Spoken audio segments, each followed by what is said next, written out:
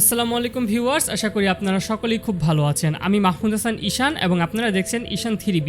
যারা উইন্ডোজ ব্যবহারকারী রয়েছেন তারা উইন্ডোজ বাটনে ক্লিক করে যখন পাওয়ার বাটনে ক্লিক করবেন তখন চারটা অপশন আপনারা দেখতে পান। তার মধ্যে এক নাম্বারটি হচ্ছে স্লিপ, দুই নাম্বারটি হচ্ছে হাইবারনেট, তিন নাম্বারটি হচ্ছে শাটডাউন এবং সর্বশেষ সেটা হচ্ছে রিস্টার্ট। এর মধ্যে মোস্ট কমনলি আমরা দুটা জিনিস সকলেই জানি, সেটা হচ্ছে শাটডাউন এবং রিস্টার্ট। কখন কোথায় শাটডাউন করতে হয় এবং কখন রিস্টার্ট করতে হয় এটা আমরা অনেকেই জানি। সচরাচর আমরা কম্পিউটার বন্ধ করার জন্য কিন্তু শাটডাউন অপশনটি ব্যবহার করে থাকি। কোনো সফটওয়্যার ইনস্টল এবং কোনো সফটওয়্যার আনইনস্টল করার পর কিন্তু আমাদেরকে রিস্টার্ট বাটনটি ব্যবহার করতে হয়। আপনারা যখন আপনাদের কম্পিউটার রিস্টার্ট বাটনটি ক্লিক করবেন তখন কিন্তু আপনাদের কম্পিউটার পরিপূর্ণভাবে বন্ধ হয়ে যাবে এবং নতুন করে স্টার্ট হবে, যেটা শাটডাউনে হয় না। আপনারা কিন্তু রাতের বেলা কম্পিউটারটি শাটডাউনে ক্লিক করে দিয়ে নিশ্চিন্তে ঘুমিয়ে যাচ্ছেন এবং মনে করছেন আমার কম্পিউটারটা বন্ধ হয়ে গিয়েছে। আসলে কিন্তু এমনটা না, কম্পিউটার বন্ধ হচ্ছে না, বরং শুধুমাত্র অপারেটিং সিস্টেমটি বন্ধ হয়, ড্রাইভার এবং কার্নেল কিন্তু বন্ধ হয় না। এবং যারা মনে করছেন যে আমার কম্পিউটারটি তো শাটডাউন হয়ে গিয়েছে, আমি ইউপিএস এর লাইনটি অফ করে দিচ্ছি অথবা দেয়াল থেকে প্লাগটি খুলে ফেলছি, যখন আপনারা দেয়াল থেকে প্লাগটি খুলে ফেলবেন অথবা আপনাদের ইউপিএসটি বন্ধ করে দিবেন তখন কিন্তু আপনাদের এই যে ভিতরে যে ড্রাইভার এবং কার্নেলটি চালু ছিল এটি কিন্তু হঠাৎ করে বন্ধ হয়ে যাবে। তখন কিন্তু আপনারা আপনাদের কম্পিউটার বিভিন্ন ধরনের বাগ ভালদুক দেখতে পারবেন, সফটওয়্যার ইস্যু দেখতে পারবেন। যারা শাটডাউনে প্রেস করে কম্পিউটারটি বন্ধ করেন তখন কিন্তু কম্পিউটারটি বন্ধ হয়ে যাবে তাড়াতাড়ি, এবং যখন আপনারা সিপিইউর যেই পাওয়ার সুইচ রয়েছে সেখানে প্রেস করে যখন কম্পিউটারটি চালু করার চেষ্টা করবেন তখন কিন্তু এটি তাড়াতাড়ি চালু হবে। তো এটাই হচ্ছে কুইক স্টার্টআপ, ফাস্ট স্টার্টআপ উইন্ডোজের ভাষায়। এটাই কিন্তু শাটডাউন করতে গেলে অবশ্যই কিন্তু কম্পিউটারে পাওয়ার কানেকশনটি থাকা জরুরি, কারণ ভিতরে ড্রাইভার এবং কার্নেল কিন্তু বন্ধ হয় না, সেটি কিন্তু চালুই থাকে। এবং হঠাৎ করে যখন সেটিকে আপনারা বন্ধ করে দেবেন তখন কিন্তু আপনাদের বিভিন্ন ধরনের যে সফটওয়্যার ইস্যু আমি আগেই যেটা বললাম সেটি কিন্তু আপনাদের ফেস করা লাগতে পারে। এরপরে যে অপশনটি রয়েছে এটি হচ্ছে স্লিপ মোড। আমরা যারা ল্যাপটপ ইউজার রয়েছি তারা অনেকেই কিন্তু এই স্লিপ মোডটি ব্যবহার করে থাকি। স্লিপ মোডের কাজটা কি আমি যদি একটু বলি, লাইক ধরেন আপনারা অনেকগুলো প্রোগ্রাম চালু করে রেখেছেন, অনেকগুলো ট্যাক্স ওপেন করে রেখেছেন, মাল্টিটাস্কিং করছেন, তো ইতিমধ্যে আপনাদের খানিকটা সময়ের জন্য বাইরে যেতে হবে এবং আপনারা চাচ্ছেন না আপনাদের রানিং ট্যাক্সগুলোকে বন্ধ করতে। তো এর জন্য কিন্তু আপনারা স্লিপ মোডটি ব্যবহার করতে পারেন। যখন আপনারা স্লিপ মোড ইউজ করবেন তখন সাময়িক সময়ের জন্য আপনার কম্পিউটারটি ঘুমিয়ে পড়বে।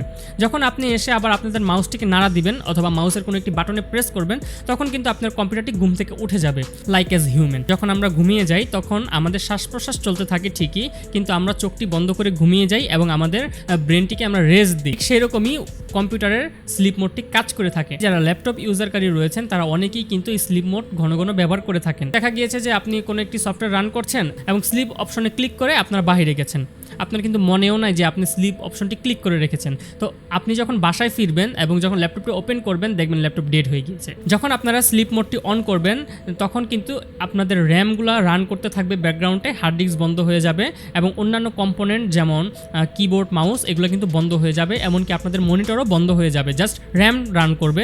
র্যামের মধ্যে আপনারা যেই সফটওয়্যারটি ওপেন করে রেখেছেন এবং অনেকগুলো টাস্ক যদি ওপেন করে রাখেন সেই টাস্কগুলোকে কিন্তু র্যাম হ্যান্ডেল করবে। সো এর জন্য কিন্তু র্যামের মধ্যে খানিকটা পাওয়ার দরকার হয় এবং ভিতরের কার্যক্রমগুলো কিন্তু চলতেই থাকবে।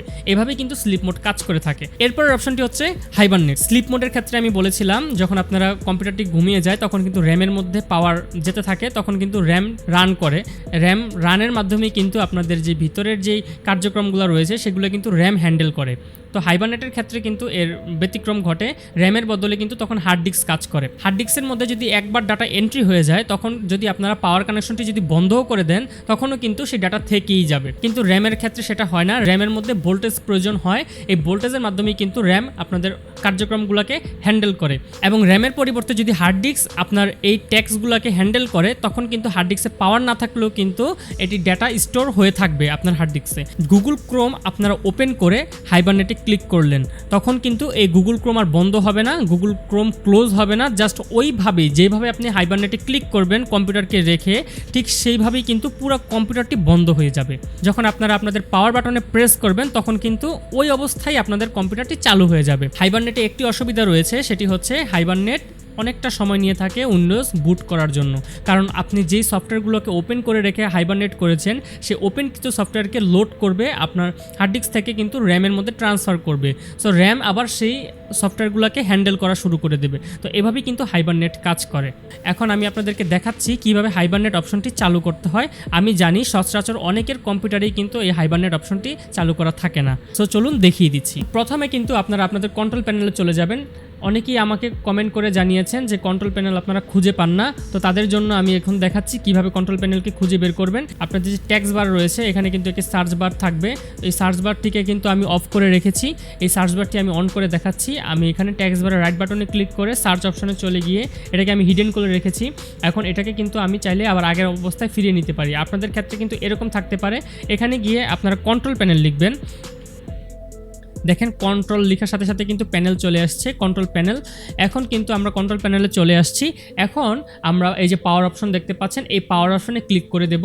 এখানে দেখতে পাচ্ছেন choose what the power buttons do, এখানে ক্লিক করে দেবেন। দেখতে পাচ্ছেন এখানে কিন্তু এটা কিন্তু ইনভিজিবল রয়েছে, এখানে কিন্তু প্রেস করা যাচ্ছে না বা কোনো কাজ করা যাচ্ছে না। এর জন্য কি করতে হবে, আপনাদের একটু উপরে চলে আসতে হবে এবং এখানে দেখতে পাচ্ছেন change settings that are currently unavailable, এখানে কিন্তু আপনারা প্রেস করে দেবেন। প্রেস করার সাথে সাথেই কিন্তু নিচের অপশনগুলো চালু হয়ে যাবে। এই যে দেখতে পাচ্ছেন এখানে হাইবারনেট অপশনটি রয়েছে। এখন হাইবারনেট অপশনে আপনারা চেক মার্ক দিয়ে দিবেন, তারপর আপনারা এই যে সেভ চেঞ্জে ক্লিক করে দিবেন।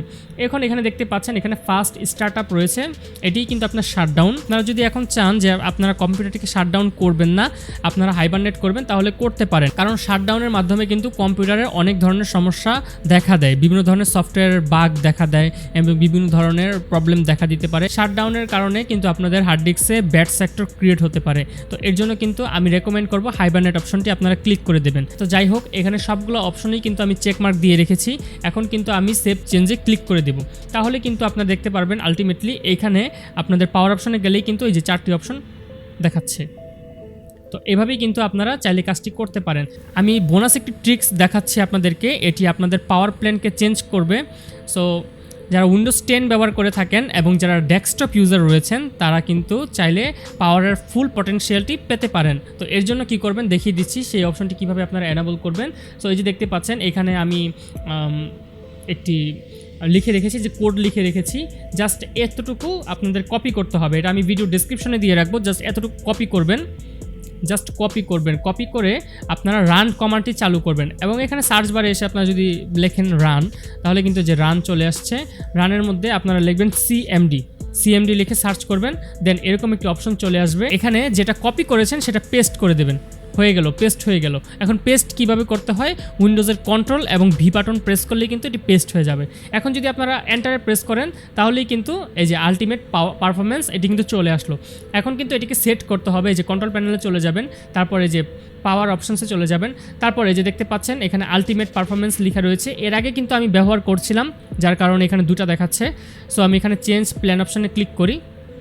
তারপর এই যে এখানে 15 মিনিটস রয়েছে, এটা হচ্ছে ডিসপ্লে সেভার। সো যারা ডিসপ্লে সেভার চালু করে রাখতে চান তারা যেখান থেকে সেট করে নিতে পারেন। সো আমি এটা চালু করে রাখতে চাই না, কারণ আমার ডিসপ্লে সবসময় অন থাকবে, আমি এটাই চাই। তারপর চেঞ্জ অ্যাডভান্স পাওয়ার সেটিংসে ক্লিক করবেন এবং তারপরে যে এখানে যা যা আছে তাই থাকবে। জাস্ট প্রসেসরের ক্ষেত্রে একটু চেঞ্জ করতে হবে। যে দেখতে পাচ্ছেন প্রসেসর পাওয়ার ম্যানেজমেন্ট, এখানে একটি প্লাস আইকন দেখতে পাচ্ছেন, এখানে প্লাস আইকনে আপনারা ক্লিক করে দেবেন। তারপর এই যে এখানে দেখতে পাচ্ছেন মিনিমাম প্রসেসর স্টেট, এখানে আপনারা যদি ক্লিক করে দেন তখন 100%-এর জায়গায় আপনারা 5% করে দেবেন। জাস্ট আর কিছু করতে হবে না। অ্যাপ্লাই প্রেস করবেন, ওকেতে প্রেস করবেন, সেভ চেঞ্জে ক্লিক করবেন, হয়ে গেছে। রিস্টার্ট দিয়ে দেবেন এবং দেখবেন আগে থেকে পারফরমেন্সটি খুব ভালো পাচ্ছেন। তো এই ছিল আজকের ভিডিও। আশা করি ভিডিওটি আপনাদের কাছে খুব ভালো লেগেছে। যদি ভিডিওটি ভালো লেগে থাকে তাহলে ভিডিওটিতে একটি লাইক দিয়ে আমার পরবর্তী ভিডিও বানানোর অনুপ্রেরণা কয়েকগুণ বাড়িয়ে দিতে পারেন এবং আমার চ্যানেল সাবস্ক্রাইব করতে একদমই ভুলবেন না। দেখা হচ্ছে পরবর্তী কোনো ভিডিওতে। সেই পর্যন্ত সকলে ভালো থাকুন, সুস্থ থাকুন এবং দেখতে থাকুন Eashan3B। ধন্যবাদ সবাইকে ভিডিওটি দেখার জন্য।